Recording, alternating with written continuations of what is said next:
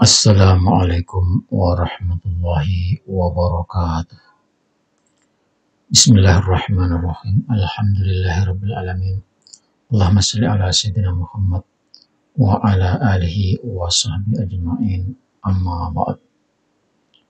Saudara-saudara sekalian yang saya hormati dan saya cintai, doa saya semoga saudara-saudaraku selalu dalam keadaan sehat walafiat, dimudahkan semua urusannya, disampaikan harapannya, dikabulkan doanya, dihasilkan usahanya. Amin. Allahumma amin. Kali ini izinkan saya bertemu para pemirsa dan seluruh saudara-saudaraku dimanapun berada, membawakan tema mengejutkan. Ternyata warga NU adalah korban para Habib yang mengaku sebagai Ahlul Bait dan keturunan Rasulullah Sallallahu Alaihi Wasallam. Tema ini saya dapatkan dari hasil kajian pemetaan Habib yang ada di Pulau Jawa secara khusus. Warga Nahdliyin adalah masyarakat yang paling parah kena doktrin habaib, karena para kiai Nahdlatul Ulama mengutamakan husnudzon atau berkeyakinan kalau Habib adalah Ahlul Bait dan keturunan Rasulullah Sallallahu Alaihi Wasallam. Husnudzon yang sedemikian tinggi dan keyakinan yang begitu mengakar dimanfaatkan oleh para Habib untuk memelintir dan memaknai ayat Al-Quran dan hadis-hadis Rasulullah yang sebenarnya bukan ditujukan kepada habaib, bukan ditujukan kepada Bani Alawi, tetapi ternyata ayat Al-Quran dan hadis-hadis yang berkaitan dengan Ahlul Bait dan keturunan Rasulullah, terah Rasul itu dipelintir, ditetapkan untuk para Habib dan menjadi doktrin Habib, ditanamkan kepada warga Nahdlatul Ulama. Para kiai dengan yakin atau husnudzon mengakui Habib sebagai Ahlul Bait atau keturunan Rasulullah Sallallahu Alaihi Wasallam. Para kiai percaya saja apa yang didoktrinkan oleh para Habib. Percaya saja makna ayat dan hadis yang dipelintir untuk kepentingan habaib. Lalu setelah diterima dari para Habib itu, para kiai menyampaikan kepada umat dan jamaahnya. Maka terjadilah apa yang terjadi seperti sekarang ini, di mana habaib hidup subur di kalangan warga Nahdliyin, warga NU menjadi ladang subur untuk penghidupan para Habib, warga NU menjadi muhibbin yang setia pada Habib, warga NU menjadi jumud mati cara berpikirnya dan tidak bisa berpikir logis. Warga NU membabi buta, fanatik kepada para Habib, bahkan kiai-kiainya membela para Habib yang jelas-jelas terbukti menipu umat Islam ngaku-ngaku sebagai keturunan Rasulullah Shallallahu Alaihi Wasallam. Yang namanya ngaku-ngaku itu berarti palsu. Yang namanya ngaku-ngaku itu berarti menipu. Saudara sekalian, ada sebuah kajian penelitian ayat dan hadis, khususnya di Jawa, di mana para habib memang mempunyai kedudukan, mempunyai tempat khusus bagi warga Nahdliyin. Dan penelitian kajian itu menemukan bahwa satu, warga NU percaya kalau habaib termasuk atau para habib Bani Alawiyah itu sebagai ahlul bait yang harus dimuliakan. Yang kedua, habaib dipandang lebih mulia daripada kiai dan ulama. Dan itu fakta ada di tengah-tengah masyarakat, misalnya yang terjadi, yang ada di Jakarta, di Bandung, Surabaya, Solo atau Surakarta, Bogor, Jawa Timur lebih banyak lagi, Malang, Pasuruan, dan sebagainya. Madura, itu adalah pemetaan di mana para habib hidup subur ada di sana. Ketiga, respeksi terhadap habaib melahirkan komunitas anak muda pecinta habaib. Karena itu banyak bermunculan nama-nama komunitas. Ada yang namanya komunitas Ahbabul Mustafa, ada komunitas Nurul Mustafa, apalagi itu Majelis Rasulullah,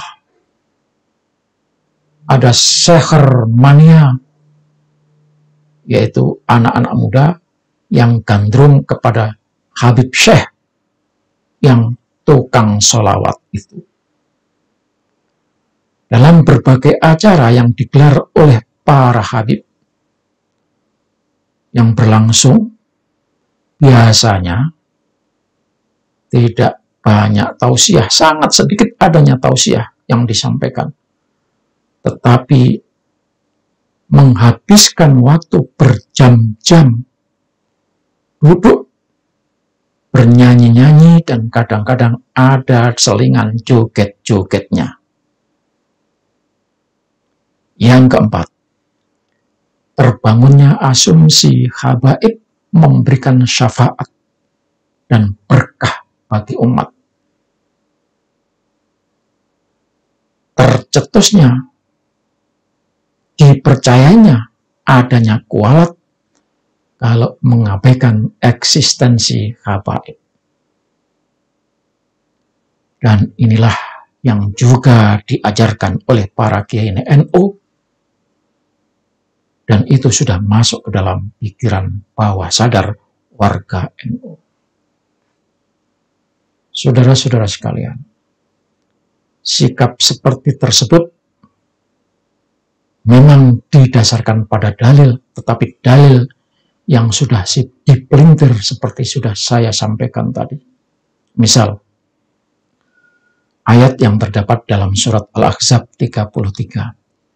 Innama yuridullahu liyudhiba ankumur rijsa ahlal baiti wa yutahhirkum tathhira. Ayat ini dipelintir oleh Habib, diyakinkan kepada umat warga Nahdliyin bahwa para Habib itu adalah ahlul bait yang harus disucikan. Ayat ini dipelintir juga dan dimaknai Habib adalah pewaris Rasulullah. Habib adalah keluarga Rasulullah. Ahlul Bait adalah Habib. Itu yang disampaikan oleh para Habib kepada warga Nahdien.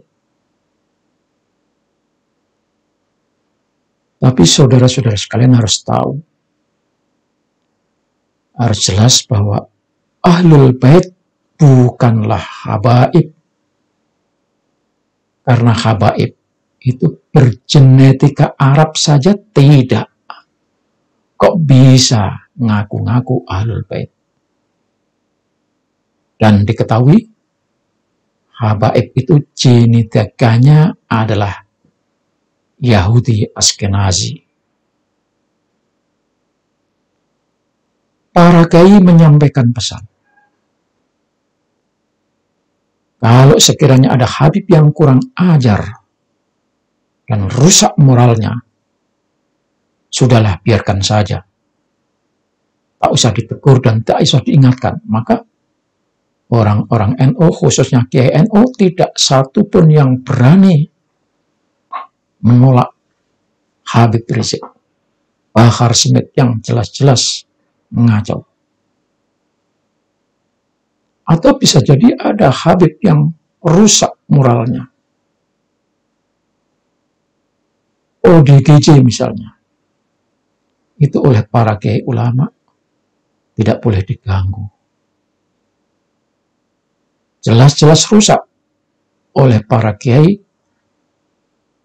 umat Nahdlatul Ulama tidak boleh menilai sebagai orang yang buruk. Karena kata para kiai, orang itu keturunan Rasul dan pasti ada hikmahnya. Lagi-lagi masih percaya keturunan Rasul, Ahlul Bait. Kemudian ada hadis terkenal dengan nama hadis Tsaqalain. Kata Rasul, taraktu fikum ats-tsaqalain ma in tamassaktum bima lan tadillu kitaballah wa itrati ahla baiti. Aku tinggalkan kepadamu dua tanggungan yang besar, berat.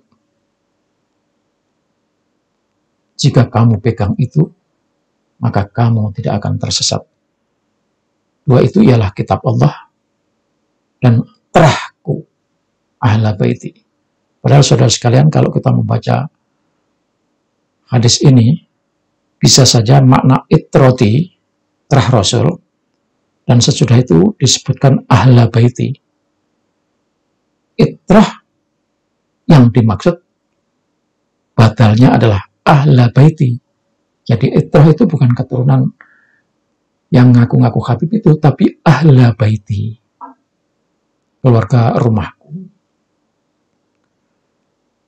Ada lagi hadis, arba'atun analahum syafi'un yaumal qiyamah, al-mukarrimu liduriyati wal qadilahum hawaijahum wassa'i fi umurihim indamat tarru ilahi wal muhibbulahum biqalbihi walisanihi. Ada 4 golongan yang aku memberikan syafaat kepada 4 golongan itu pada hari kiamat. Yang pertama adalah orang yang memuliakan keturunanku. Yang kedua, orang yang memenuhi keperluan keturunanku. Yang ketiga, wasa'i fi umurihim indamat tarru ilaihi. Orang yang memberikan bantuan dalam urusan keturunanku itu ketika mereka dalam keadaan terjepit. Yang keempat, wal muhibbulahum biqalbihi walisanihi, yang mencintai keturunanku dengan hatinya dan lisannya. Hadis ini dipelintir hanya kepada para habib. Maka dengan menggunakan hadis ini, mereka berhak melakukan pendawiran. Karena ada golongan yang dijamin mendapatkan syafaat Rasulullah, yaitu orang yang memenuhi keperluan hajat hidupnya keturunanku. Nah, Habib ini mengaku-ngaku sebagai keturunan Rasul, dia berhak meminta apa yang diperlukan. Dia mencari orang-orang, dipaksa untuk membantu apa yang dia perlukan. Dan dengan hadis ini pula, mereka mendoktrin, memaksakan supaya mereka dicintai oleh orang-orang yang ada di sekitarnya. Dan warga Nahdlatul Ulama lah yang mencintai. Masih banyak lagi hadis-hadis yang lain, saudara sekalian, yang dipelintir oleh mereka, dan ini sudah terlalu dalam diterima masuk ke dalam pikiran bawah sadar para warga Nahdliyin.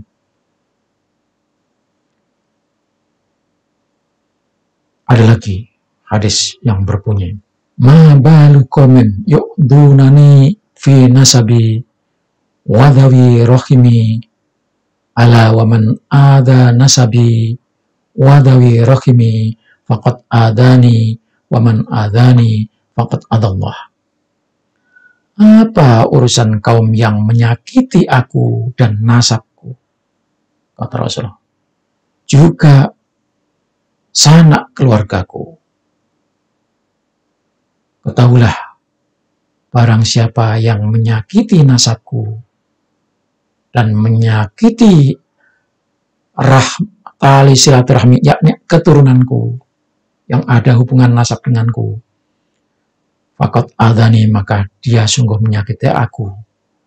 Dan barang siapa yang menyakiti aku, berarti menyakiti Allah Subhanahu wa Ta'ala. Begitulah banyaknya hadis, dan masih banyak lagi hadis yang dijadikan sebagai doktrin, dikhususkan hanya kepada para habib. Padahal ayat dan hadis-hadis tersebut sungguh bukan ditujukan kepada para habib,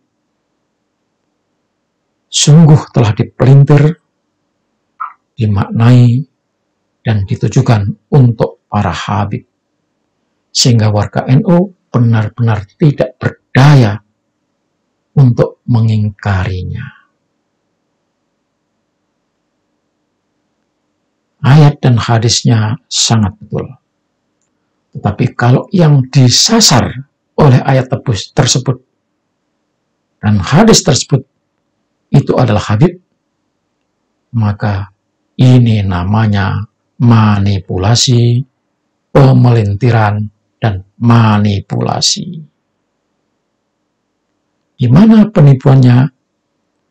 Penipuannya adalah habaib, bukan ahlil bait, bukan terah Rasul, bukan dzurriyyah Rasul, tapi ngaku-ngaku sebagai ahlul bait, sebagai terah Rasul, dan dzurriyyah Rasul. Kepalsuannya itu sudah sangat jelas, karena mereka tidak bisa membuktikan atas dasar apa mereka mengaku-ngaku sebagai ahlul bait, dzurriyyah Rasul, atau terah Rasulullah Sallallahu Alaihi Wasallam. Kalau masih terus berdebat, maka satu bukti yang paling akhir yaitu hasil tes DNA. Wassalamualaikum warahmatullahi wabarakatuh.